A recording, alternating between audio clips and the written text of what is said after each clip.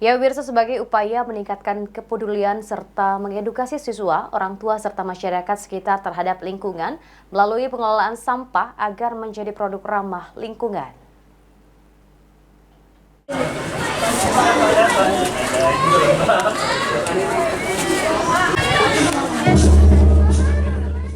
Di era globalisasi, mengasah kepedulian terhadap lingkungan merupakan suatu hal yang penting mengingat kondisi alam serta perubahan iklim yang terus terjadi saat ini terus berubah. Oleh karenanya, Sekolah Alam Palembang memperkenalkan kepedulian dari para siswa terhadap masyarakat, terutama terhadap lingkungan sekitar. Sejumlah produk ramah lingkungan yang dibuat dari hasil fermentasi bahan organik seperti sampo, sabun mandi, lulur oriza, face wash ataupun obat batuk hasil buatan siswa dipamerkan.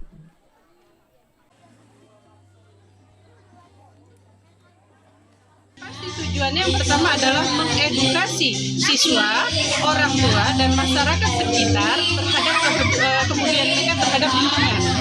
Ya, karena mengasah kepedulian terhadap lingkungan ini sesuatu yang sangat penting melihat kondisi alam saat ini dengan fenomena alam perubahan iklim, kemudian lagi bencana alam yang semakin lama semakin ekstrim ya suasananya ya, cuacanya. Ini kepedulian kita terhadap lingkungan itu membantu paling tidak mengurangi ya bencana alam yang terjadi selanjutnya. Sementara itu, salah satu orang tua siswa mengungkapkan jika membangun kepedulian anak-anak terhadap alam sedini mungkin untuk meningkatkan kepedulian anak-anak kepada alam serta lingkungan. Di mana mereka lah nanti yang akan menerima tongkat estafet yang kita tinggalkan lingkungan sekitar ini.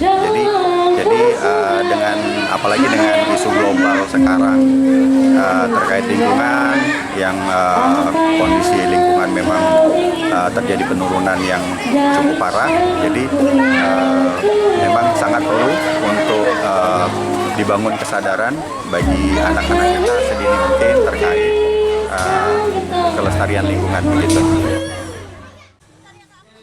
Ilham Wahyudi, PAL TV.